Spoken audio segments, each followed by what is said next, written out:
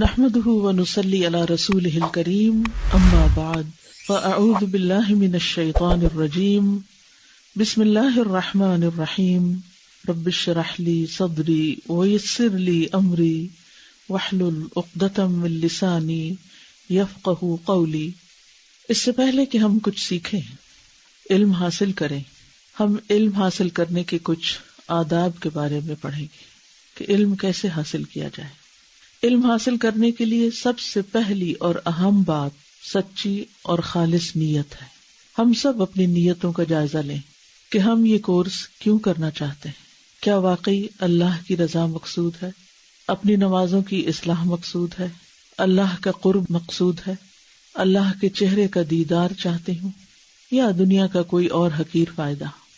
ابو ہریرہ سے روایت ہے کہ رسول اللہ صلی اللہ علیہ وسلم نے فرمایا، وہ علم جو اللہ عز و جل کا چہرہ چاہنے کے لیے یعنی اللہ کے چہرے کے دیدار کے لیے حاصل کیا جاتا ہے، جس نے اسے دنیا کا مال و متاع حاصل کرنے کے لیے سیکھا، اسے قیامت کے دن جنت کی خوشبو بھی نہ آئے گی۔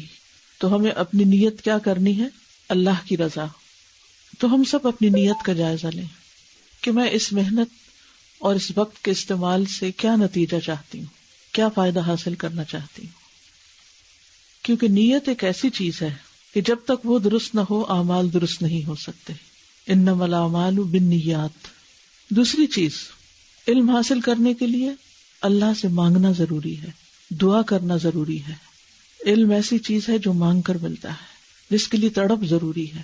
تو ہم سب دعا کریں گے، اللہم انی اسألک علما نافعا ورزقا طیبا وعملا متقبلا۔ اے اللہ، میں تجھ سے فائدہ دینے والے علم، پاکیزہ رزق اور قبول ہونے والے عمل کا سوال کرتا ہوں۔ یعنی اے اللہ، جو کچھ میں سیکھوں مجھے اس کا فائدہ ہو۔ ہم چونکہ حی علی الصلاح کورس کر رہے ہیں، نماز کے طریقے کو دوبارہ سے ایک ایک چیز کو سیکھیں گے کہ جس میں نماز کے فرائض، سنن، مستحبات، تمام باریکیوں کا ہمیں اچھی طرح علم ہو۔ تو یا رب، تو مجھے سکھا دے، مجھے اس سے فائدہ ہو، میری نماز واقعی درست ہو جائے اور پھر میرا عمل قبول ہو جائے، تاکہ میں آخرت میں اس مقام تک پہنچ سکوں جس کے لیے آج میں نے یہ کورس شروع کیا ہے، یعنی اللہ کا چہرہ چاہنا، اللہ کو راضی کرنا، اللہ کو خوش کرنا۔ تیسری چیز، استغفار کرنا اور گناہ چھوڑنا۔ علم حاصل کرنے میں جو چیز رکاوٹ بنتی ہے وہ انسان کے اپنے ہی گناہ ہوتے ہیں، اپنی ہی کمزوریاں ہوتی ہیں۔ لہذا بہت ضروری ہے کہ ہم اپنے اپنے گناہوں پہ نظر ڈالیں اور ان سے توبہ کریں۔ اس وقت میں چند لمحے آپ کو دوں گی، پورے دل سے اللہ سے دعا مانگے کہ یا اللہ، تو میرے پچھلے سارے گناہ معاف کر دے، تاکہ جو کام آج میں شروع کرنے جا رہی ہوں اس میں کوئی رکاوٹ نہ آئے، صحت، وقت، ہر اعتبار سے پوری طرح میں اس کو سیکھ سکوں۔ ابن القیم کہتے ہیں کہ نافرمانیوں کی سزا میں سے ہے علم سے محروم ہونا، کیونکہ علم نور ہے جسے اللہ دلوں میں ڈالتا ہے اور نافرمانی اس نور کو بجھا دیتی ہے۔ تو ہمارے ہی گناہ ہمیں علم کے نور سے محروم کر دیتے ہیں۔ تو اس لیے جب کبھی کوئی رکاوٹ آئے، کسی بھی وجہ سے کوئی مشکل آئے کہ آپ اس علم کو مزید حاصل نہ کر سکیں، تو فوراً کیا کریں؟ استغفار، اور دل سے استغفار۔ چوتھی چیز، صبر اور پختہ عزم، ڈٹرمینیشن، کہ میں نے ہر صورت یہ کام کرنا ہی ہے، میں کر کے چھوڑوں گی انشاءاللہ، کچھ بھی ہو میں اس کو کروں گی۔ مشکلات تو آئیں گی، تکلیف تو ہوگی، تھکاوٹ بھی ہوگی، لیکن ہمیشہ یاد رکھیے فَإِنَّ مَعَ الْعُسْرِ يُسْرًا، إِنَّ مَعَ الْعُسْرِ يُسْرًا۔ بے شک ہر مشکل کے ساتھ ایک آسانی ہے، بے شک اسی مشکل کے ساتھ ایک اور آسانی ہے۔ یعنی جہاں ہم تکلیف اٹھائیں گے، مشکل ہوگی، وہاں آسانی بھی ہوگی، اس کے فائدے بھی ہوں گے۔ اس علم کے حاصل کرنے کے فائدوں پر نظر رکھیں گے، جیسے کہ آگے جا کر بتایا جائے گا کہ نماز پڑھنے کے فائدے کیا ہیں، اس کی فضیلت کیا ہے، اس کی اہمیت کیا ہے، اس کی فرضیت کا حکم کیا ہے۔ تو انشاءاللہ آپ کے عزم میں اور پختگی آئے گی۔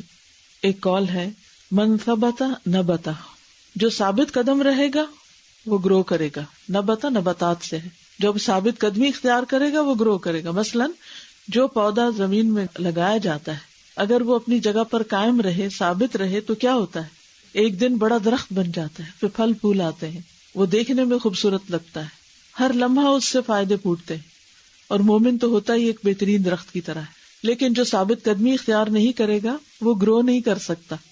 کبھی آپ نئے لگائے ہوئے درختوں کو دیکھیں، کچھ درخت ہوتے ہیں 1 سال کے بعد لگانے کے، اگر آپ ان کو دیکھیں تو وہ کافی بڑھ چکے ہوتے ہیں، اور انہی کے قریب کچھ ہوتے ہیں جو بالکل چھوٹے چھوٹے ہوتے ہیں، اور کچھ جو ہوتے ہیں وہ بالکل مر چکے ہوتے ہیں۔ تو جو ثابت قدم رہا وہ اگ گیا۔ ومن جد وجد، اور جو کوشش کرے گا وہ پالے گا۔ ومن زرع حصد، اور جو بوئے گا وہی کاٹے گا۔ آج انویسٹ کریں گے آپ تو کل اس سے فائدہ اٹھا سکیں گے، اور جو صبر کرے گا وہ کامیاب ہو گیا۔ وَاعْلَمْ أَنَّ النَّصْرَ مَعَ الصَّبْرِ، اور صبر ہوتا ہے مشکلات پر جم جانے کا نام۔ نمبر 5، اس علم کو حاصل کرنے کے لیے وقت نکالیے، قربانی کیجیے اپنے جان، مال، وقت کی، کیونکہ لن تنالوا البر حتى تنفقوا مما تحبون، تم تب تک نیکی کو نہیں پا سکتے، نیکی کو نہیں پہنچ سکتے جب تک اس چیز میں سے خرچ نہ کرو جس سے تم محبت کرتے ہو سکتا ہے کہ اس وقت میں کچھ لوگوں کے لیے سونا بہت محبوب کام ہو، ظاہر ویکنڈ ہے اور صبح کے وقت سب آرام کرتے ہیں، کچھ لوگ سیر و تفریح کرتے ہیں، کچھ لوگ بازاروں میں گھومنے پھرنے کے لیے جاتے ہیں، کچھ دوستوں سے ملاقات کے لیے جاتے ہیں، کچھ لوگوں کو اپنے گھر میں بلاتے ہیں۔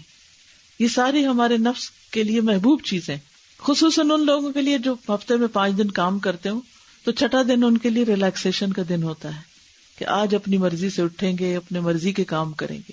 تو اپنے محبوب ترین کام کو چھوڑ کر جب آپ اپنے نفس کو کنٹرول کر کے یہاں آ کے بیٹھ گئے تو یہ دراصل کیا ہے؟ اس نیکی کو پانے کی تمنا، خواہش اور کوشش ہے کہ جس سے ہم محبت کرتے ہیں۔ تو تم نیکی کو نہیں پہنچ سکتے، یعنی اپنے محبوب کام کو نہیں پا سکتے جب تک اس کے لیے محبوب چیز قربان نہ کرو۔ نمبر 6، لکھنا۔ اگرچہ اسکرین پر لکھا ہوا ہے لیکن آپ کے پاس لکھی ہوئی کتاب نہیں ہے اس وقت، تاکہ آپ اپنے قلم کو استعمال کریں۔ آپ کو اپنا قلم استعمال کرنا ہے۔ آپ لکھیں گے تو لکھنے سے آپ کا علم پختہ ہوگا۔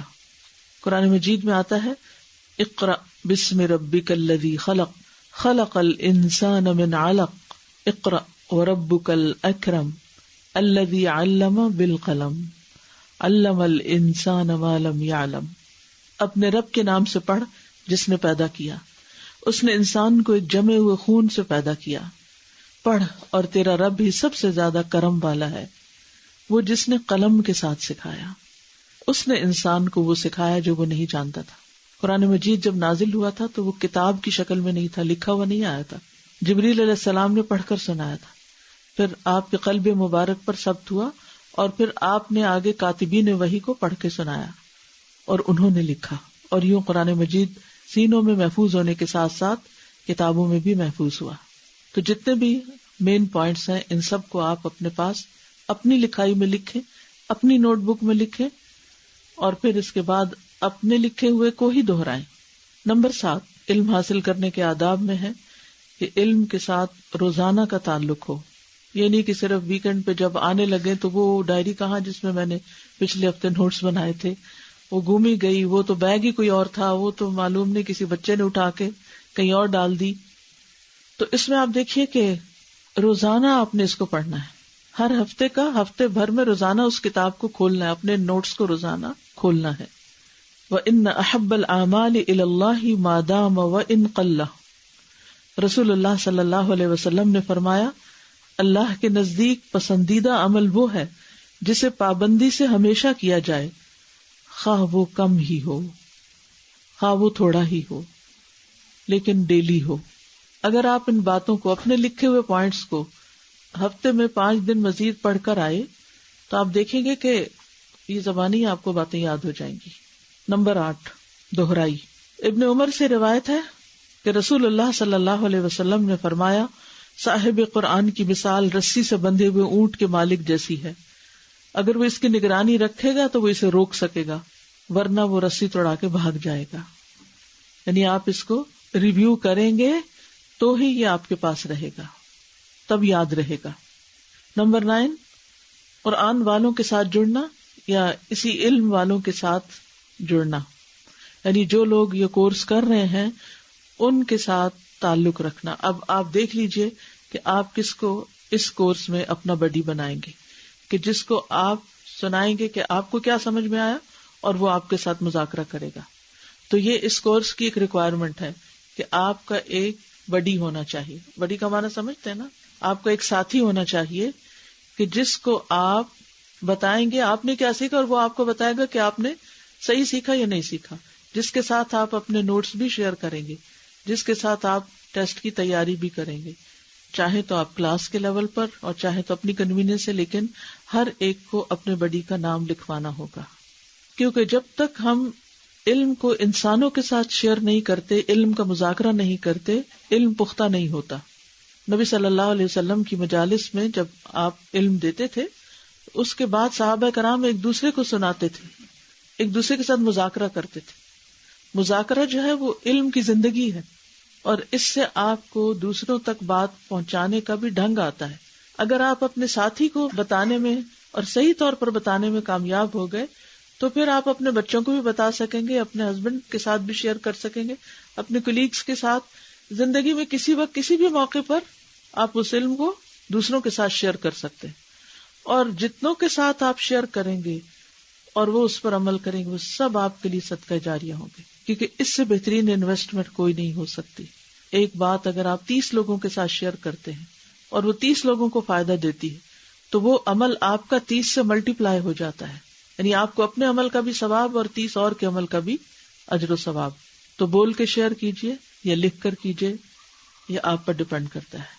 اور پھر یہ کہ قرآن کو اپنا ساتھی بنائیں، اور اس کے ساتھ ساتھ یہ جو قرآن و سنت سے آپ کو چیزیں دی جائیں گی ان کو وقتاً فوقتاً پڑھتے رہیں. پڑھنے کے لیے ضروری نہیں ہوتا کہ آپ کے پاس ایک ڈیسک ہو، چیئر ہو، مخصوص جگہ ہو تو بہت اچھا ہے، اس سے زیادہ یکسوئی ہو جاتی.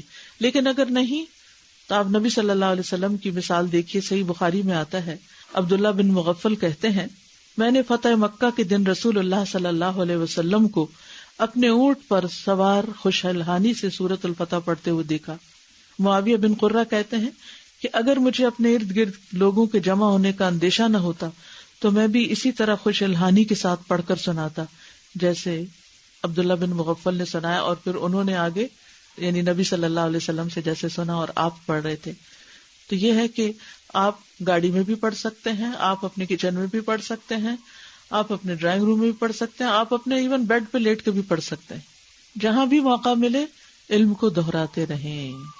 چلیے اب آپ مجھے بتائیں گے کہ آپ نے کیا سمجھا. السلام علیکم. وعلیکم السلام. سب سے پہلی چیز میں نے سیکھی وہ مین چیز ہے کہ ہماری انٹینشن کہ it should be purely for Allah سبحانہ وتعالیٰ کہ I'm doing this course to I want کہ مجھے اللہ سبحانہ وتعالیٰ کا چہرہ چاہیے. تو انٹینشن اپنی پیور رکھنی چاہیے. اللہ کے لیے دعا کرنا ہے اللہ تعالیٰ سے. کیا دعا مانگنی؟ اللہم انی اسألک علما نافعا وعملا متقبلا ورزقا طیبا.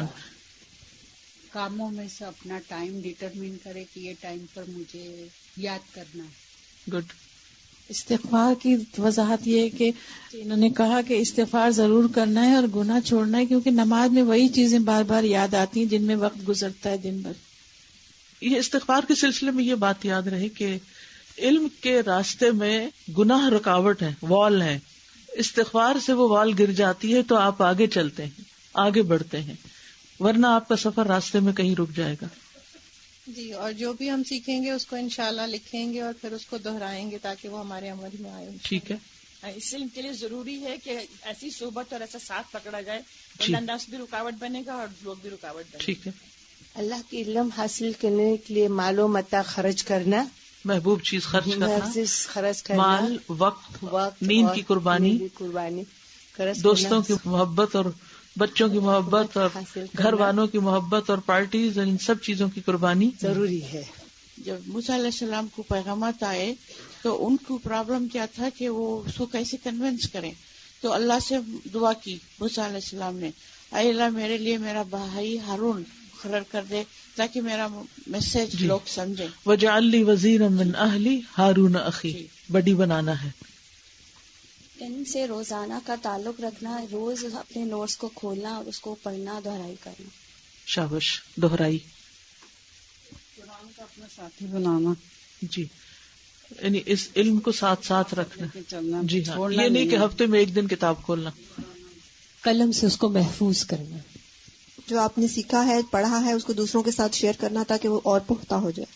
تو آپ نے اپنے نوٹس ساتھ ساتھ ریوائز کر لی جب لوگ بات کر رہے تھے, کیونکہ اسی پر آپ کے امتحان کی بنیاد ہے. یہی آپ سے امتحان میں پوچھا جائے گا, یہی گروپس میں ڈسکس ہوگا, یہی آپ کو گھر جا کے کرنا ہوگا.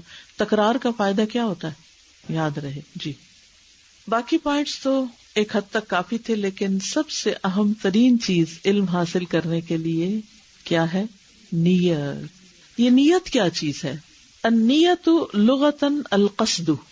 نیت کا لغوی معنی قصد کرنا ہے, ارادہ کرنا ہے. نیت کا معنی کیا ہے؟